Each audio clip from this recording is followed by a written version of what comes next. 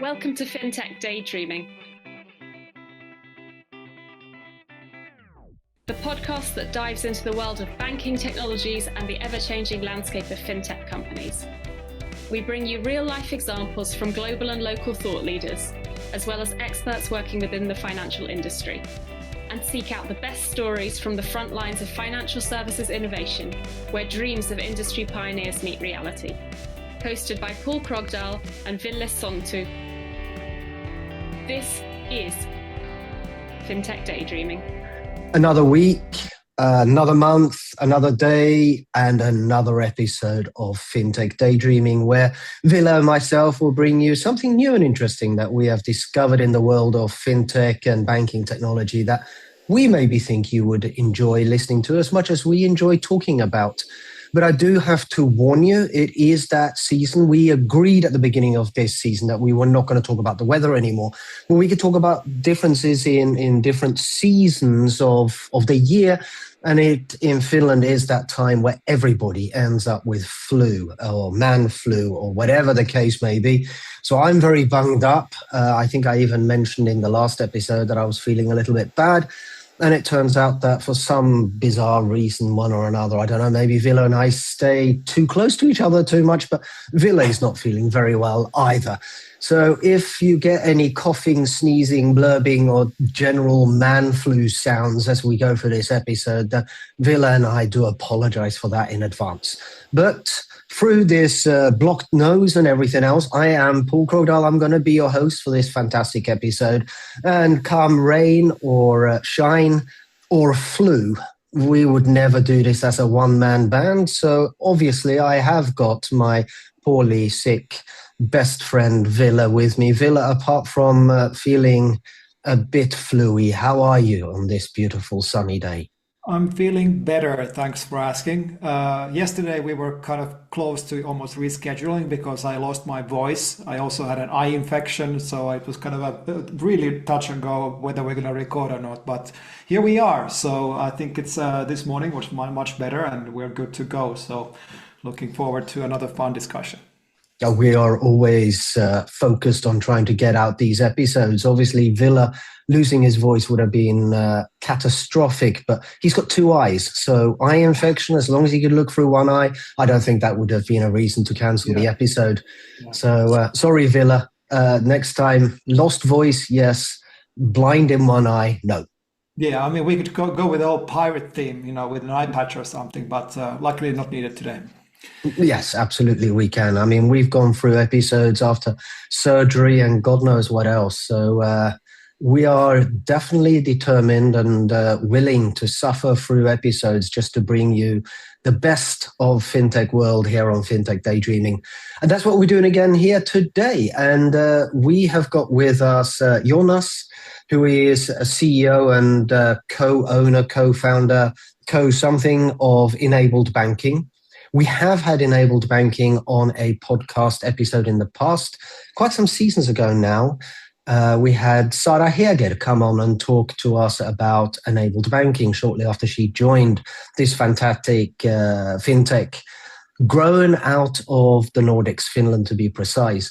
But we thought we'd do a little twist this time. Joonas will share with us some updates around Enabled Banking, but what Ville and I were keen to get into is a little bit more the mindset and the drive of a founder.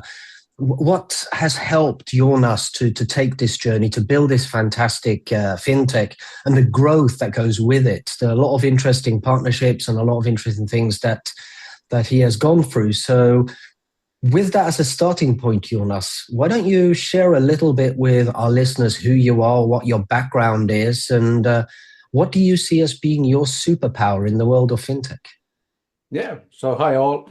And as Pål was saying, my name is Joonas Tomperi and I'm co-something in Enabled Banking and CEO. And about my background, I think I have a little bit unusual background for fintech founder, I think so, because I'm coming outside of fintech world, like totally.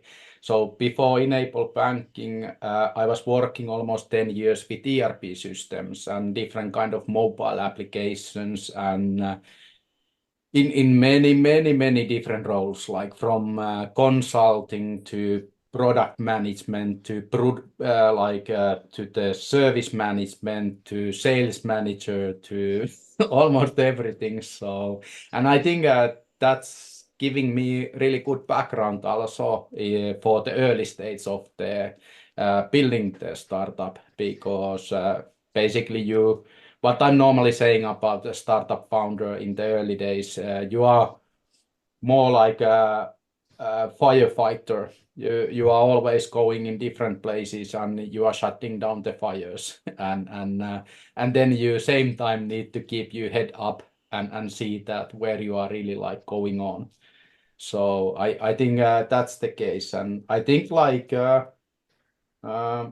from the past also I can bring that I was also dealing a lot of like new stuff before running Enable Banking. So we was building example the augmented reality like warehouse like solution, and we was having like one of the first 3D printers printing spare parts in events, which was connected to SAP, which was then connected to mobile application, which was running in HTML5 in, I think, 15 years ago, which was quite fancy stuff. And I think those days are really like also big reason why I'm now here with Enable Banking, like the whole like environment where I've been living earlier. You've really done an awful lot of different things, and I'm wondering whether it's been a drawback or a benefit for you having come into the fintech scene, not having grown up in the fintech scene. Do you feel like having, I almost want to say a naivety to a certain degree, but having an outside in view of the industry, do you think that's hindered you, or has that actually helped you in driving and enabled banking forwards? I think it has been helping, because I think like when you are running any startup, from my point of view, I think what you are really needing in first years is being classes, that you are thinking that things are more easy and they are faster and everything, and that's really like what I was having, the pink classes. The good thing was that I was also like working in SAP ecosystem, which is not always the fastest one. So, but it's also like bringing me a lot of understanding to the bank side, which then quite many fintech founders are maybe missing, because I know how hard it is to make things with the backend systems and ERP systems and core banking and this kind of stuff. So in one way, I really understand the pain in the other side also. So Enable Banking is your first fintech engagement, as I understood. But have you started companies before? Is the Enable Banking the first one you personally started? Yeah, this is also first company what I've been started. So I think the rule is that the third one is good one. So so I think in that sense, like I'm pretty happy how Enable Banking have been growing, because this is really like the amazing what we have been able to do in this space. And Fedor, my co-founder, he have been like running a couple of smaller startups before starting the company. But I'm a really newbie. I was newbie with the fintech, and I was newbie with running the company. So really pink glasses. And for the record, I mean, you don't have to answer this Yeah. precisely, but how old are you? So I'm 42 years old, so not any more youngster. When starting the company, I was 35, so still not like the youngest founder. But in one way, from my point of view, it have been big strength for me that I'm little bit like later coming in this game, because I have to say that without example, my amazing family, I would been already like in soft box somewhere, like on the way. So I think like from my point of view, if somebody like with little bit older age is thinking that should they do things, I believe that there is no like bad age to do it. You need to just turn your situation and life situation to be benefit for you, not the slowing down thing. I think there's actually a lot to be said for being a little bit older when you start a company or start a fintech. Not necessarily they have to be as grey as Ville and myself, but having a little bit of age behind you teaches you maybe to a certain degree how to have some patience. And like you said, when you move into a heavily regulated industry like banking, you do need to have some patience. I remember back many years when fintech was initially booming, the number of fintech founders who struggled with actually understanding how long time it takes for banks to make decisions. Even the fact that almost by design, banks tend to be cautious, be slow, and be selective because, let's be honest, the board of directors at a bank are potentially have the risk of going to jail if things go horribly wrong. So when they do make decisions, they have to make sure that they make good decisions and valid decisions. So having that maybe slower nature mixed with eagerness is probably very good. So maybe it was actually the perfect time for you to step in. Yeah, and I think also like when I was touching first time PSD2, like when Feda was coming to me and introduced like what they have been a little bit building MVP or whatever you want to call it. I think like I was thinking in my head that this is once in the lifetime like opportunity to be part of something big one. Like that was really what I was believing. So I think it's not about the age. It's not about that the life situation never is good time. Like it's like the thing. Like if you are waiting the best time to do something, you are not probably doing it. So I think when this was coming up to me, I was like, okay, now it's time to go. And I think that's like also big part of the whole thing that you need to really trust the thing what you are starting to run, and you are really needing to focus that one and learn and learn and learn. I think that's like the thing, and then after that one learn more. There's an awful lot for us to unpack here, and I'm sure there's a lot of our listeners that are really keen and interested to learn from you. They've probably got great ideas and want to build their own fintechs. I don't think we've seen the fintech bubble as such burst yet, or the death of fintechs. But before we move on, maybe we just spend a couple of minutes on enabled banking. Maybe you want to share with us and the listeners, what is enabled banking? What is your value proposition? What do you do? Where do you come from? And what is your strategic intent? Yeah, so as I say, when I was seeing first time PSD2, I was like thinking that, okay, now there is something happening in whole world, but is where I want to be one part. And what it was for me, it was like the API economy. And because I'm coming from ERP environment, there have been a lot of talks about API economy, I think like 20, 30 years already. And with what that's really meaning for me is that there is huge amount of corporation. With the PSD2, we are talking about banks who are opening APIs where you are able to build new products, new services to the end customers. And when I was seeing PSD2, I was like amazed that, okay, this is happening like that. We are getting like 1,000 banks opening the APIs. And then I was also like thinking, oh shit, this is happening in the bank side. Like that's like the one of the last business area, what you would think that this would happen like in the first place. And I was thinking that, okay, this is now something where I want to be part.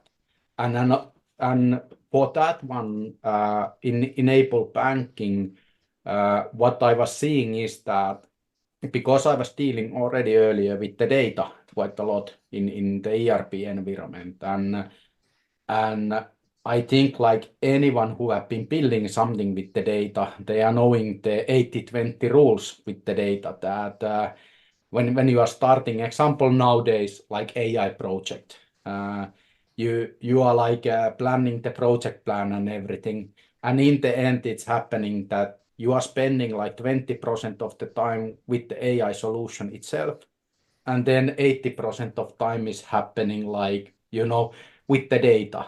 You are cleaning that one, you are categorizing that one, you are doing everything that you are getting data to the model that AI can use that one. And for me, what we are doing in that pipe is that we are bringing the good quality data to the solution what end customers are wanting to use.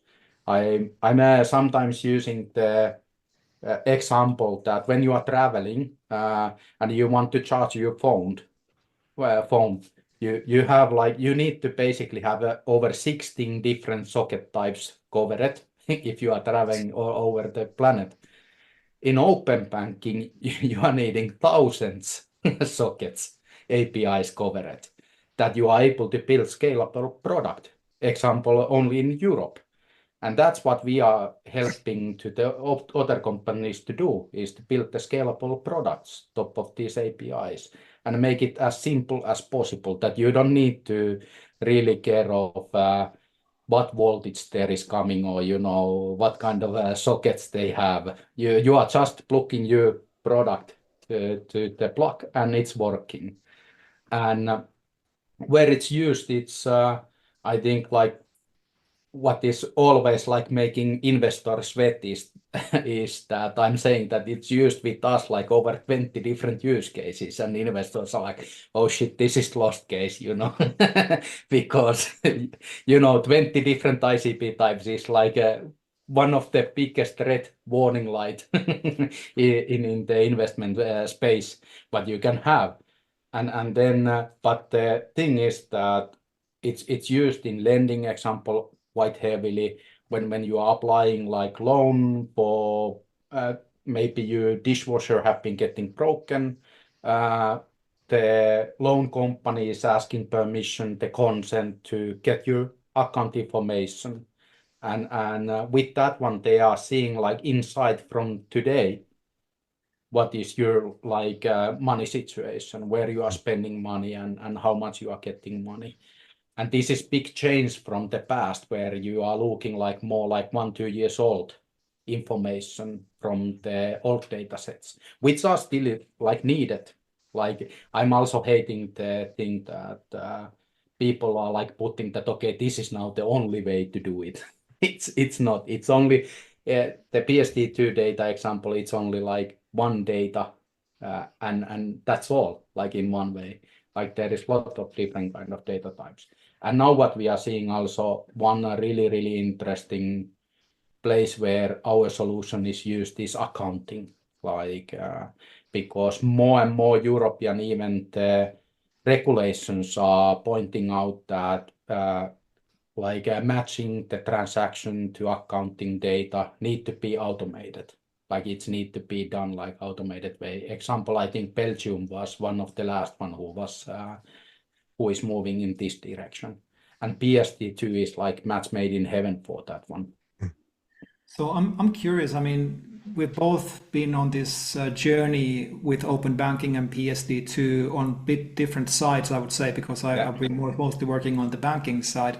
But I mean, what's your journey like? Because a lot, just like with any hype technology or a concept, especially in financial services, there's a lot of enthusiasm in the beginning. Banks are opening up their APIs. Fantastic. The world is going to be now fully open, and we're going to have all sorts of new businesses rising. And then when that doesn't happen in the first year or two, then people say, oh, this was a bust. It was such a huge disappointment. Nothing really happened. Yet the APIs are still open, and we're kind of going through this, I mean, in the hype cycle, I guess the throw of disillusionment and coming into productivity levels now. But during this journey, I mean, what did you have a moment of disillusionment or a disappointment? And what was the biggest disappointment and learning you had maybe in the early days of working with open banking? Yeah, so yeah, I think we have been having couple times of with the journey. Like everybody who have been following the open banking is knowing. Like example in Europe, that in September 2019. Like we was starting company in March 2019, and we was connecting like right away banks, and we was trying to figure out what is the situation currently, and what the market is needing and everything, even before we was establishing the company. And then I remember one answer from bank side that, hey boys, you are late already. Everything is already done. It was March 2019, and I think we was like, okay, but of course we was having pink classes and everything, so we was not listening that so much, and we was focusing to get our tech ready to September 14, which was the big ban day for the PSD2, and sorry my language, it was totally blank shot.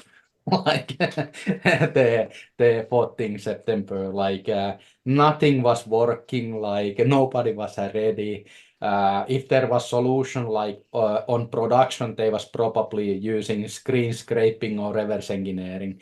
And there was like, couple guys with enable banking name, and we was like with on-prem solution for the banks that, okay, now you can start to use this one and make connection to the PSD2 APIs. and we were seeing really, really fast that, of course, this is not working. Like there is not enough TPPs coming in, APIs are not ready. It's almost impossible to do business with the data what you are getting, if you are getting. And it was totally like blundering moment.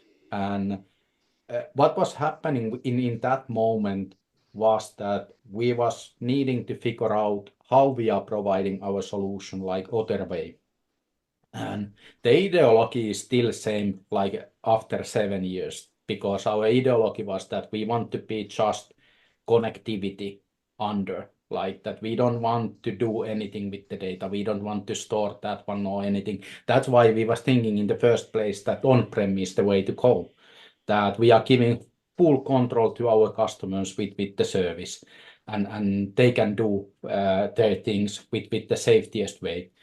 And because of that reason, we was building the SaaS product from our own on-premise solution, and we was also applying the account information service provider registration from FinFSA, that we are able to provide service also non-TPPs, because it was visible that the environment is not moving as fast as you was thinking in the first place. I think we was laughing. There was some MasterCard CEO, I think, the discussion where he was saying that he is believing that open banking is live somewhere around 2027 or something, 2026. I don't remember the correct year. And we was laughing that he is knowing nothing. and now 7 years later, I think he was having the best guess in the field.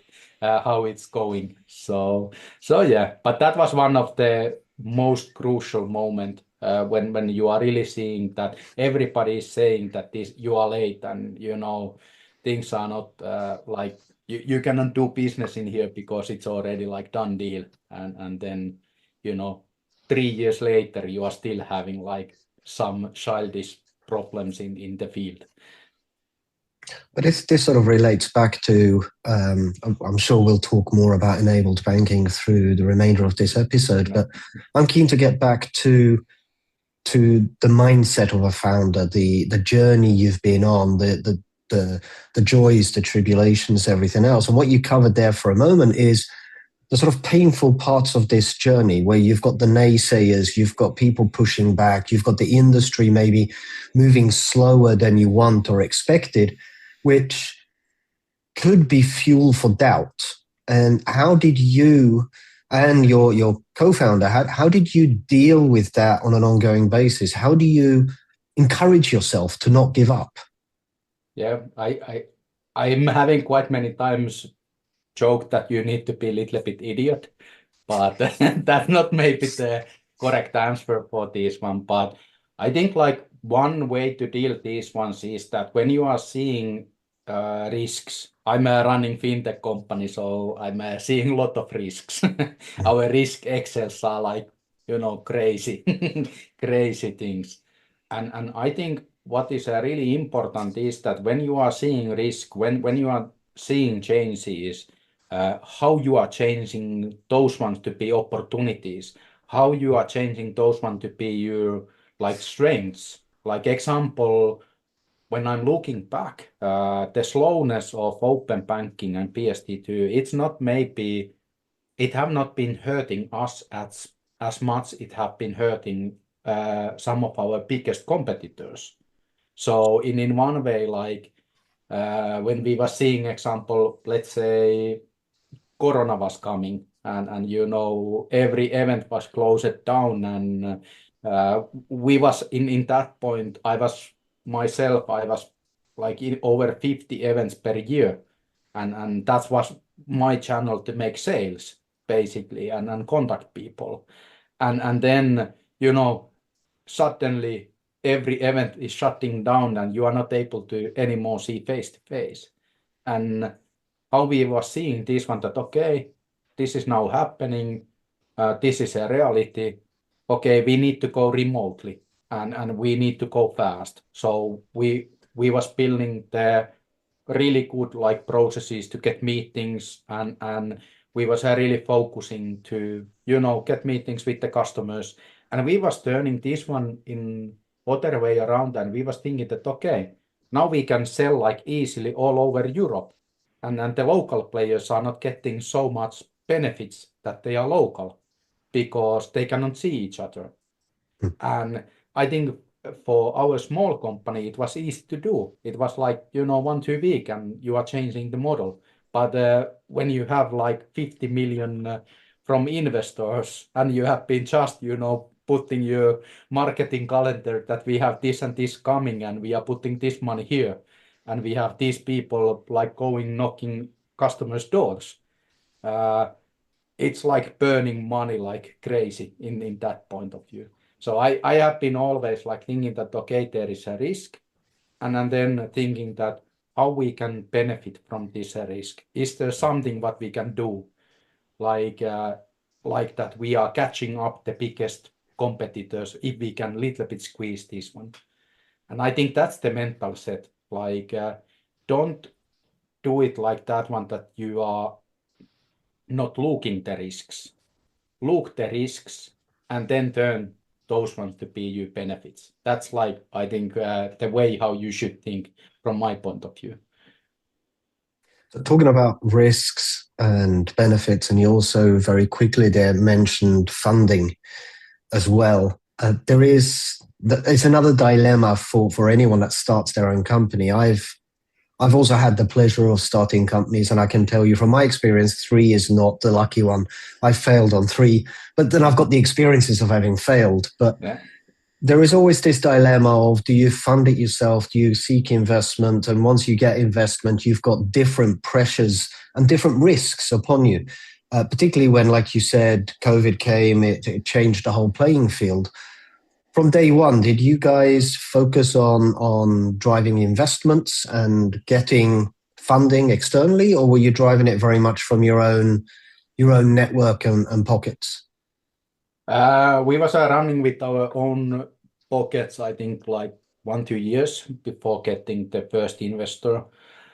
I think it's really hard to build product without funding, like outside funding.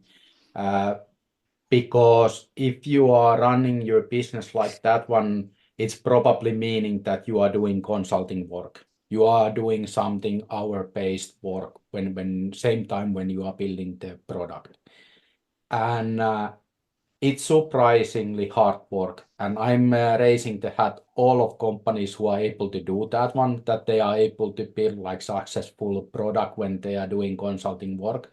I think good example is Enfuse from Finland, that they was early days having quite good like project to build up, and they was able to same time build the products.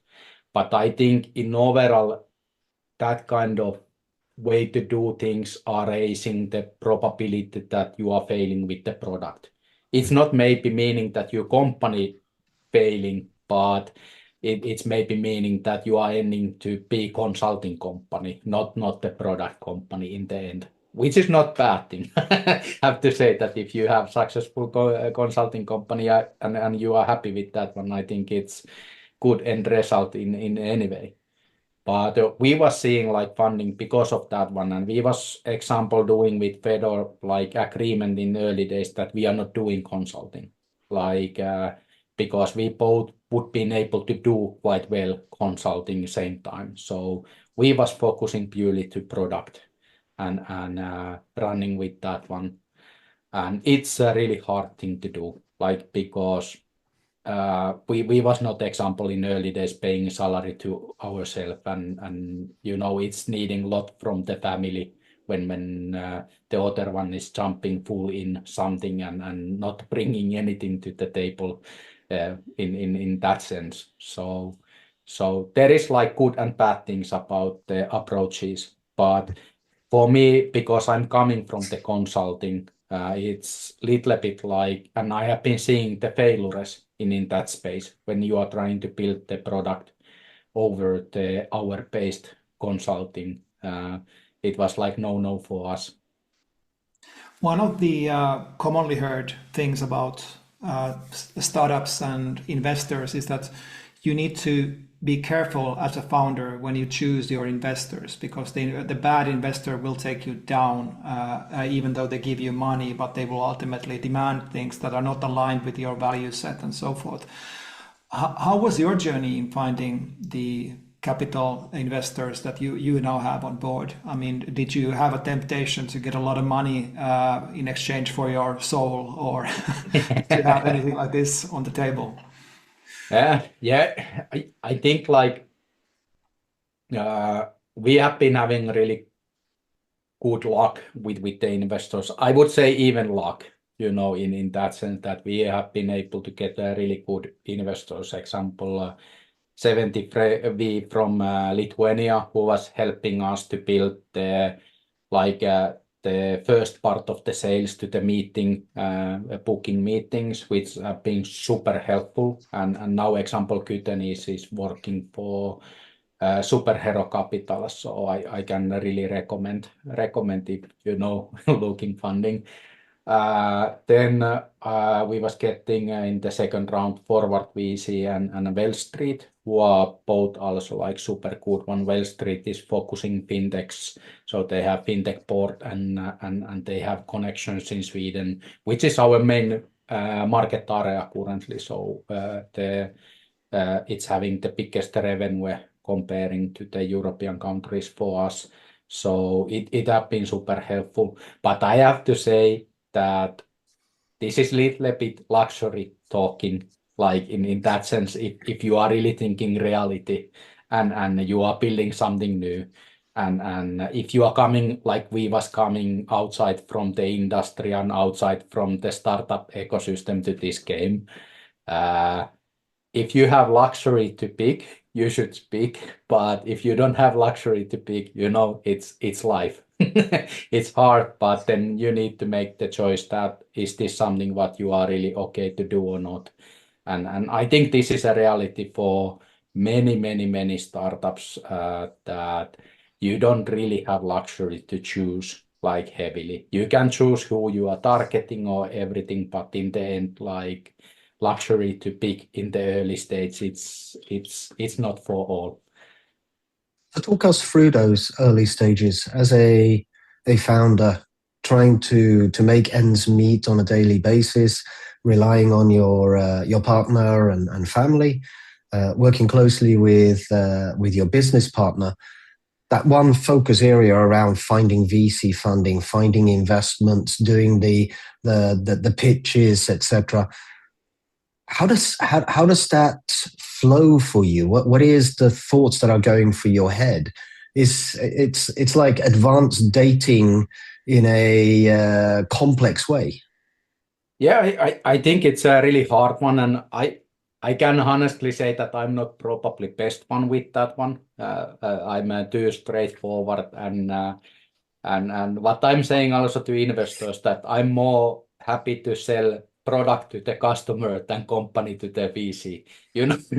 Like, and but I think it should be, like, from my point of view, it should be the founders, you know, point of view to see the things that you are focusing to build the best product with, you know, working business logics, and then you are presenting that one to the, you know, investors, and I think that should be the mentality, not like trying to build like fanciest, you know, PDFs or presentation to the VCs and then forgot the real work under. But of course, this is also Finnish way to see the things, and I don't know is the Finnish people best ones to raise the money, so you can also question that one. But I think in overall, like from my point of view, it's a little bit similar as the B2B sales in one way. I'm linking that one quite heavily to B2B sales, where you are doing business development even with your customers. So you are early stage with your product, and then you are trying to figure out like the win-win situation with the VCs, how they are seeing that they are able to win with your solution, with your team, with your product. So I think in one way, one advice which I'm not always following, sadly, is that run it like B2B sales. You can run it even in the CRM system and just, you know, track it and do it like, you know, professional salesperson would do. And I think then you are quite good one. And then I think one like interesting point of view of this one is that everybody is having opinions like in this field. Like every person who you are talking, they have their own opinions, and that's really hard when you are seeing that you have low cash and you are trying to find investors, and then they are bringing their own opinions on the table. And I think that's like the place where you are really like needing some kind of thinking process and really like needing needing the way to see that, okay, maybe this is not for us, or, you know, maybe now we are going too far from what we are and where we are believing. So yeah, but this is a tricky question, and I think last 2-3 years with fintech funding it have been really hard times for most of the companies, as we are knowing probably all. Also, it have been really hard environment to get money. Another common thing you hear about investments into startups is that the investors are looking for functional teams. So they're identifying who are these people, what are their strengths, are they complementary to each other? Does this team, or is this team able to deliver on what they're promising? So what can you tell about your team when you were looking for investors? I mean, did you already have the right combination of people, or did you need to bring someone in? Did you basically need to maybe downscale somebody's role? How did the team dynamics play into this whole investment journey from your perspective? Yeah, I think from our point of view, it's still on way, like in overall, because we have a quite small management team. Like I'm in one way because I have my studies are coming from industrial engineering, so I'm a lean guy. So and when I'm building something, I'm building like a lean mean machine. What I'm stating what we are. So I think we are in the process. But example in our case, one which was coming from the investors like discussions, and this one was that I was in quite early stage, I was wanting to have the separate sales from the founder like that, because I'm a sales guy in one way. I've been doing sales like almost my whole career, even that I've been doing different roles. I'm ending normally to sales, and that's basically my baby. But I was giving that one to Sarah quite early stage, and that have been like one of the biggest like the movement. And one reason for that one have been that in the first round what we was doing we was seeing how much it was hitting to our sales when I'm doing the investor thing and not focusing to the sales same time as much as I would otherwise focus. And this was one of the biggest, I think so, thing what we was doing for that one. And of course, Sarah have been amazing. So no sad feelings with that one because I think she is running the sales better than me in any day. And I'm always saying that I'm okay in the sales. I'm not the best one. So it's I think now we have the best one there. Actually, expanding on that, we had a discussion with Leda Gliptis on a previous episode.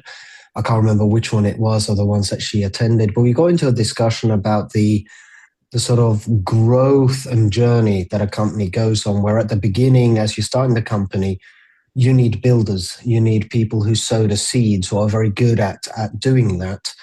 But at a certain point, you need to transition into having more maintainers or farmers that actually help to keep the business moving and growing.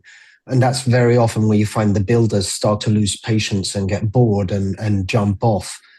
Do you feel like enabled banking and the journey you're on has gone past that point, or you're still in the building phase? Where do you feel like you are in this journey?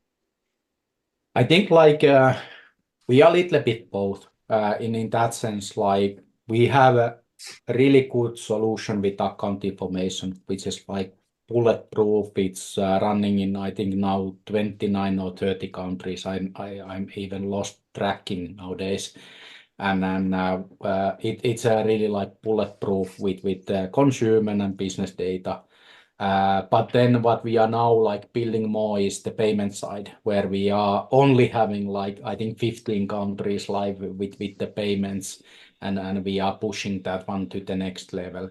And I think it's more like how you are seeing the things. I think one thing what I'm really like seeing is that in sales you are needing different kind of people. Like when you are building the product and when you are early stage, you are needing business developers who are sitting down with the customers, who are really figuring out the needs and things, and they can like adjust the things and discuss with the dev team and CTO and find out how to do the things.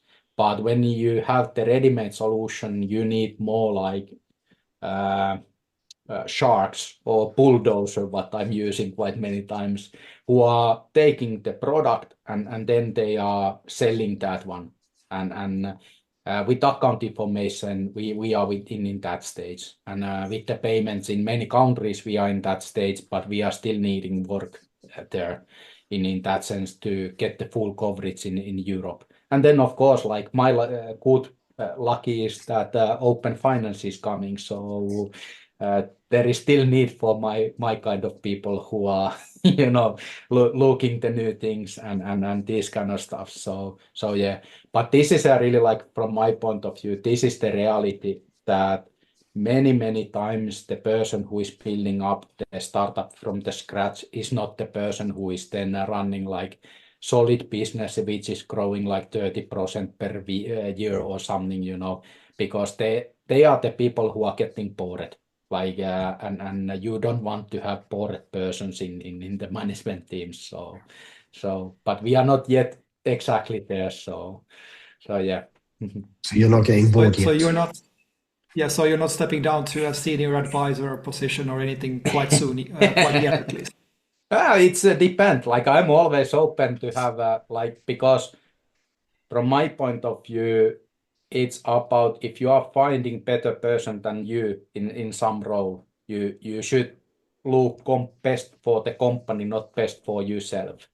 So in one way, if I'm meeting person who is like that, I'm seeing that okay, this person will be like amazing CEO, and with this person, enabled banking is having 5x growth in 2 years later, then I'm happy to take my captain hat off and give it to somebody else.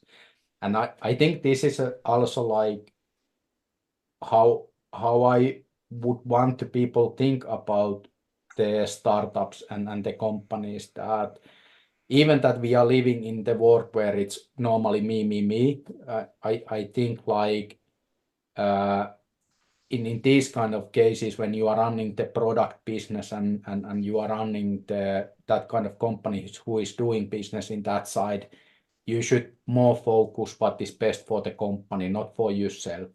And I believe that this is one really like big thing what you should always keep on mind, because in the end it's bringing also most for yourself if you are doing this one. Time really does fly when you're having some good discussions, and time is flying now. I'd like to pivot a little bit. There's another element to your grandness that I want to cover as well. You sort of mentioned that it's been a fairly hectic journey for you. You've had to rely on your family, etc. But alongside all of this, you've also taken on the role of being chairman of the board at Fintech Finland. Yeah. How did you manage to get all of this to fit together, and what motivated you to take on that role at the same time? Yeah, I don't know how I'm managing that one. That's a good question, but I think from my point of view, I like for me one big question mark like in this space is that why Finland is not number one in Europe in the fintechs. I don't really understand why we are not number one. We have like superior technology like skills in Finland. Like we are high secure like people. We are building with high standards things, and we are following regulation like by nature, and we are running the business with the risks. So I have a really hard time to see that why we are not like better than what we are currently, and this is really something where I want to put some effort from my side to push this one, that if we would able to get like more fintechs and more like things from Finland in this space, because I really believe that if you are really like thinking about how Finns are built, like we should be like we should have like 5 Nokias in fintech space, you know, done by engineering, like high security with high standards, with lean, you know, ideologies, and really like run the environments for other ones. And this is the question where I have not been yet getting the answer that why not. So that's why I'm also wanting to be part of the ecosystem itself. Yeah, and the branding is right there. You cannot spell fintech without a fin, right? So Yeah, yeah. It's even like when they have been thinking in USA that what would be the matching thing. They have been thinking that okay, Finland, you know, country of Nokia. So that's like where you are getting most secure and most like functional things. So that's why it's fintech. You brought the question onto the table. So do you have any hypothesis as to why Finland is not in the lead? Yeah, I think like one big part is that one is the equity thing in that sense, because fintechs in many scenarios they are needing funding early stage, and it can be that you are needing quite heavy funding. Like I think if you are looking example open banking players, we are probably have been taking almost less money in whole environment to our company to build the product and be successful. So I think the funding part is really like the thing, and I think for that one, it's the biggest thing is that there is not enough knowledge in the space about the fintech and about the use cases and size of the business, and I think that's a really like one big thing. And of course, like other thing is that we are keen to build things ready, you know, so before coming out. And I think that's also like slowing down down the Finnish companies that you are not really wanting to go and sell something that is not yet like built up, and that's of course like the other side of the coin when you are talking that we are looking risks and building the high secure and really amazing solution. The other side of the coin is that it's taking time and effort. So yeah, but these two are probably the couple biggest ones. Yeah, I can totally relate. I always remember early stages in my career when we were answering RFPs, so request for proposals, and then competing with other companies, and all the Finns were figuring out, okay, are we actually compliant? Are we actually able to deliver this? And then everybody from outside Finland said, "What do you mean? Of course you're gonna say yes to everything." Yeah. Well, yeah. So I totally get that Finnish attitude. Yeah. And that completely Yeah, go ahead, Paul. I was going to say, and that completely demonstrates why the whole process of RFPs and RFIs is a waste of time in the first place.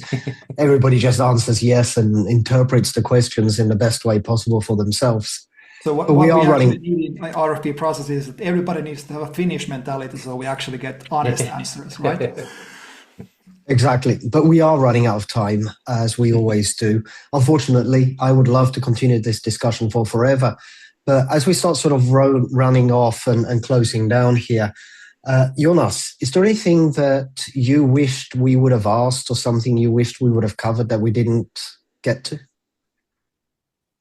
No, I think we are, of course, like as you say, the time is limited, and with me it's normal that if you are taking 1 hour, you are getting 2 hours talk, so it's not something new. But I think like in overall, maybe I would want to raise in this ecosystem and for the startups and how we can support, example, in Finland, the startups and their growth is that I really wish that if you are in a little bit bigger company and you are in position that you can do any decisions, remember that for startup, it's meaningful that they are getting you to be customer in the early days. And it's more relevant for them to get you in, and then you lose you like in half year that when you are saying that this is not match, than that you are in the first place saying no to them. So I would really like recommend to the companies to like get the startups working with them, and then you can be honest. You can say that, okay, this is not working. You are missing this one or this one or this one. Or you can in other way around get, something what other ones are not yet having and getting the competitive advance and everything. And in this point, like there is high risk, of course, with the things. But I think in Finland, it's more about the feeling that people don't want to be unsuccessful when they are taking some new solution. That we are scaring that, hey, that we are needing to tell them in half year later that it's not working. That we are scaring more that one than just saying no to the first place. And I think this is the mentality that if we are able to change this one, I believe that we are getting in future lot more Finnish startups in B2B side. What I believing that it's like our cup of tea, the B2B side, where we should be outshining anyone, like almost in any business area. So that's like what I would want to raise. It's a difficult point. I can understand people sitting on both sides of the table. Yeah. People don't like being the one that was responsible for, as they see it, making the wrong decision. But as I see it very often, making a decision, even if it turns out to be the wrong decision, very often is better than not making a decision. So I agree with that. Another thing that we do on this podcast, obviously, is have our jokes. Ville does them generally at the beginning. I do them at the end, and it's always wonderful when our guest is brave enough to bring a good but bad joke. So I'm wondering, do you have a joke for our listeners? Yeah, I have. This is probably bad one because Good. it's basically truth, and it can put people grinding teeth. But the joke is that how many engineers are you needing to get one data field to PSD2 API with most state-of-art non-code API platform? I have no idea. Ville, you might be better answering this one. I don't know. No, I don't know. I would say 20 plus. Like one is doing that extra field with non-coding, and 19 are trying to figure out how you are getting that data from core banking solution. So, and this is a really like, from my point of view, because this is how I'm seeing the things like in overall, and this is also like I want to highlight that this is how you should think about when you are thinking why banks are slow with something, and why this is so hard and everything. Like I can give like small example that when account information was coming, quite many of this data was like stored in the databases, but was not really like for daily usage. They was like basically you can think the basement floor and floor under that one and floor under that one, and then there is some server rackets with dust and everything, and that data is going there. And then one day later you are needing that same data to be basically in your phone, everyday in everyday usage. And if you are thinking that banks IT like is basically like metro map of London, like with different setup, you can think that how much work it's to take that one data from that dusty, the old school 90s RC coding style thing to be like for solution what is like polling that one like every second with different users. Yeah, it's 19 engineers, 10 risk managers, and 100 lawyers to get that data. So yeah, it's just the tip of the iceberg. Yeah, and then you are still needing testing, So, Yes, yeah. you are. Yes, you are. Hey, Ville, have you got any final comments before we close out? No, I just really enjoyable to have a conversation from a founder's perspective. I mean, after all, we are Fintech Daydreaming, and we need to have more conversations like this in the future as well. I agree with you 100%. Joonas, if people want to continue the discussion with you, maybe get some more information, how can they reach you? I think LinkedIn is the best way. And with enable banking also, we are pretty active in LinkedIn. So if you are, example, interested in what you can do with PSD2, we have a lot of our amazing partners presenting with us what they are doing in this field.